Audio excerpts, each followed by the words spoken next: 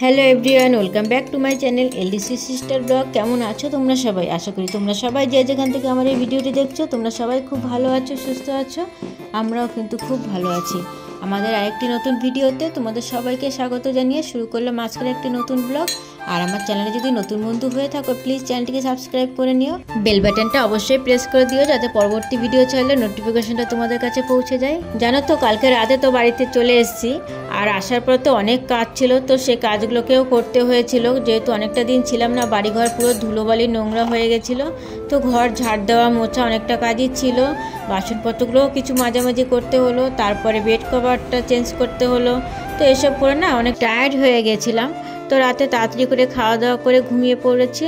আর সকালবেলা উঠলাম, উঠে তো কিছু ছিল না ঘরে সেরকম কিছু, সেই কারণে চাটা করতে হলো। আর চাটা কিন্তু খুব আমি একটা বেশি খাই না, আর আমি একটুখানি চিনি নিলাম, আর ওকে চিনিটা দিলাম না, কেন ও অতটা চিনিটা খেতে পছন্দ করে না।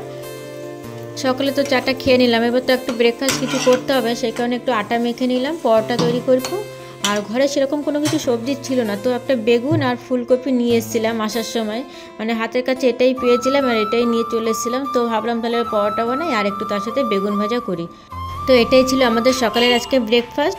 তো ব্রেকফাস্ট হয়ে যাওয়ার পরে বাজারের দিকে যাবে, বাজার থেকে একটুখানি মাছ আনতে হবে, তো মাছটা করব। আর যেহেতু ফুলকপিটাও ছিল, ভাবলাম যতক্ষণে বাজার থেকে আসবে তো ততক্ষণে এই ভাজিটা করে ফেলি। তো আলুটা আর ফুলকপিটা একটু কুচিয়ে নিলাম, আর ফুলকপিটাকে একটু ভাপিয়ে জানো তো জলটা ফেলে দিয়েছিলাম। আর তারপরে এটা ভেজে নিচ্ছি, একটা ভাজতে ভাজতে বাজার থেকে চলে আসলে তারপরে মাছের ঝোলটা করে নেব। আর যখন এই ভাজাটা বসিয়েছিলাম না, তখন কিন্তু সাইডে ভাতটাকেও বসিয়ে দিয়েছিলাম। তো দেখো আমার ভাত কিন্তু ফুটে গেছে, উচ্চেও গেছে। আর ভাত হতে হতে কিন্তু আমার ভাজিটাও হয়ে যাবে, ভাতটাও কমপ্লিট হয়ে যাবে, তারপরে মাছ নিয়ে আসলে মাছের ঝোলটা করে ফেলবো। আর এই দেখো কিছুক্ষণ পরে কিন্তু চলে এলো বাজার থেকে। তো বাজারে না একটু লেট করে গেছিলো, ভালো কোনো মাছ পায়নি। তো এটা লাইলন টিকা মাছ নিয়ে এসেছিলো, তো দুজন যেহেতু খাবো 4 পিস মাছটা করব। আর মাছটা কিন্তু তুলে রেখে দিয়েছি, বেশি মাছ খেতেও ভালো লাগে না, দুপুরবেলা খাবো আর রাতের বেলা খাবো। আর মাছটা কিন্তু দেখো আমি ভাজা কিন্তু বসিয়ে দিয়েছি। তো মাছটা ভাজা হয়ে গেছে, এবার মাছের ঝোলটা কি দিয়ে করব সেটাই ভাবছিলাম। ফুলকপি আলু দিয়ে কিন্তু বেশ ভালোই লাগে, কিন্তু একবার যেহেতু ফুলকপি ভাজা হয়ে গেছে আর তো ভালো লাগবে না, তো সেই কারণে শুধু একটু আলু দিয়েই মাছের ঝোলটা করে নিলাম।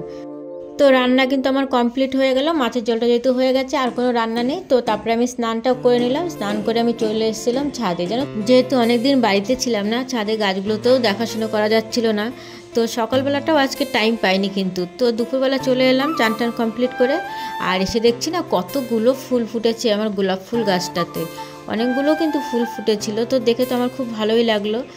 আর ফুলগুলো দেখো কত সুন্দর ফুটে আছে, জানো তো যখন প্রথম ফুলটা হয় না তখন কিন্তু পিঙ্ক কালার থাকে, তারপরে আস্তে আস্তে না ও ডিপ রেড হয়ে যায়। তো দুটো কালারই না আমার খুব ভালো লাগে, পিঙ্ক কালারটাও বেশ সুন্দর লাগে, রেড কালারটাও ভালো লাগে। জানো তো বোন তো বাড়িতে নেই, তো গাছগুলোতে ঠিকঠাক করে জল দেওয়া হয়নি, তো সেই কারণে প্রথমে এসে আগে গাছগুলোতে আমি জল দিয়ে নিলাম। জানো তো যেহেতু শীতকাল ছিল সেহেতু বেশি একটা প্রবলেম হয়নি, আর গরমকাল থাকলে কিন্তু খুব অসুবিধা হয়ে যেত, গাছগুলো কিন্তু জল পেত না, জানো তো প্রবলেম হয়ে যেত। কেননা বোনও ছিল না বাড়িতে, গাছগুলো তো জলও পেত না, ওকেও যেতে হয়েছিল, কেননা পুচকিটার পরীক্ষা হয়ে গেছিলো, তো কিছুটা দিন ছুটি পেয়েছে, এরপরে ক্লাস শুরু হয়ে গেলে তো আর বেরোতে পারবে না, সেই কারণে বললো তাহলে আমি কিছু একটু ঘুরে আসি, দুটো বাড়িতে চলে আসবি। আমি বললাম ঠিক আছে তুই যা, এবার গাছের জন্য তো ওকেও আটকে রাখতে পারছিলাম না।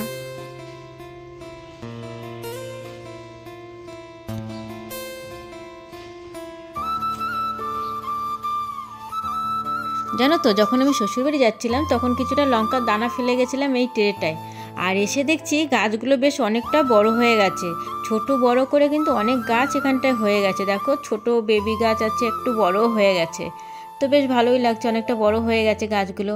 আর বাড়িতে না এই লঙ্কাগুলো হলে না খুব ঝালও হয় আর খেতেও কিন্তু ভালো লাগে, আর আমার কিন্তু খুব ভালো লাগে জানো তো এই বাড়ি যে লঙ্কাগুলো হয় সেই লঙ্কাগুলো খেতে।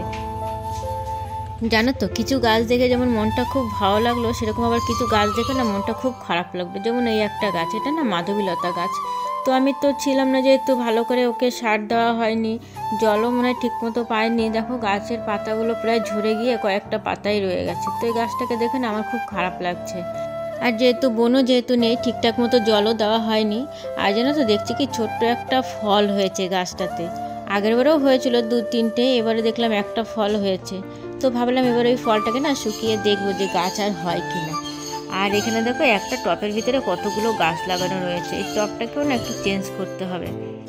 জানো তো আরেকটা আমার মৌসুমি লেবু গাছ আছে, তো এসে দেখছি এই গাছটাতেও না ফুল এসে গেছে।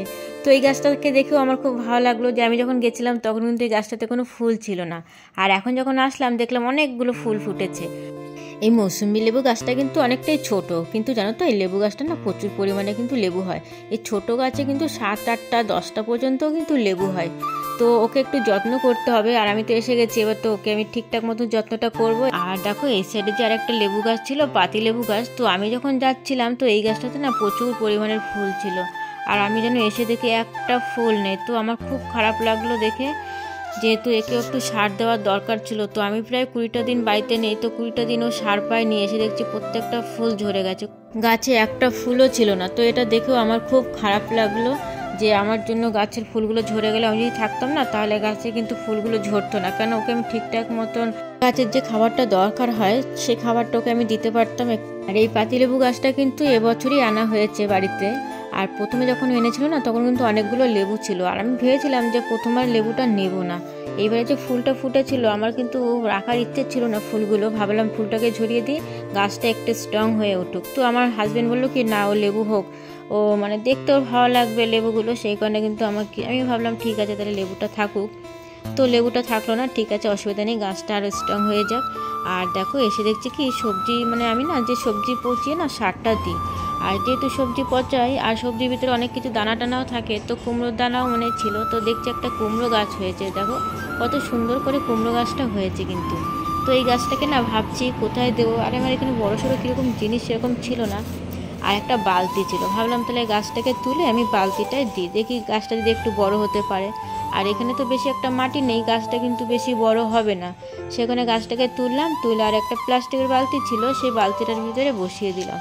আর এই দেখো এই ছোটো কিন্তু বেশি একটা বড় না, কিন্তু 20 না 25 লিটারের মনে হয় বালতিগুলো। তো এই বালতির ভিতরে কিন্তু আমি বসিয়ে দিলাম গাছটাকে, আর একটুখানি জল দিয়ে দিচ্ছি, যেহেতু শীতকাল তো গাছটা মনে হয় মরে হয়তো যাবে না, ধরেই যাবে, শিকড়টা ধরে ফেলবে মাটিটাকে। গাছটার জন্য না একটা লাঠি খুঁজছিলাম, তো লাঠি বড় পাচ্ছিলাম না, তো ছোট একটা পুচকি লাঠি পেলাম, তো এটাকে একটু পুঁতে দিলাম। আর গাছটা দেখো হেলে পড়ে যাচ্ছে, লম্বা একটা লাঠির প্রয়োজন ছিল ঠিকই, তো এটা দিয়ে কোনো মতে একটু দিলাম, একটু ঠেকনার কাজটা হলো। আর একটু গোড়ায় জল দিয়ে দেবো, গাছটা যেহেতু লাগিয়েছে একটু জল দিতে হবে গাছের গোড়াতে, তো একটুখানি জল দেবো আর একটা লাঠি খুঁজবো, পরে একটা লম্বা লাঠি কিন্তু গাছটাতে দিয়ে দিতে হবে, নাহলে কিন্তু ও বাউনিটা পাবে না, আর গাছটা কিন্তু পড়ে যাবে নিচের দিকে। তো বন্ধুরা ভিডিওটি কেমন লাগলো অবশ্যই কমেন্টে জানাবে। যদি ভিডিওটি ভালো লেগে থাকে তোমাদের তাহলে প্লিজ চ্যানেলটিকে সাবস্ক্রাইব করে নিও, আর বেল আইকনটা অবশ্যই বাজিয়ে দিও যাতে পরবর্তী ভিডিও ছাড়লে নোটিফিকেশনটা তোমাদের কাছে পৌঁছে যায়। তো ভিডিওটা এখানেই শেষ করলাম, তোমরা সবাই ভালো থেকো, সুস্থ থেকো, তোমাদের সাথে দেখা হবে আমার নতুন আরেকটি ব্লগে। ততক্ষণ টাটা, বাই বাই।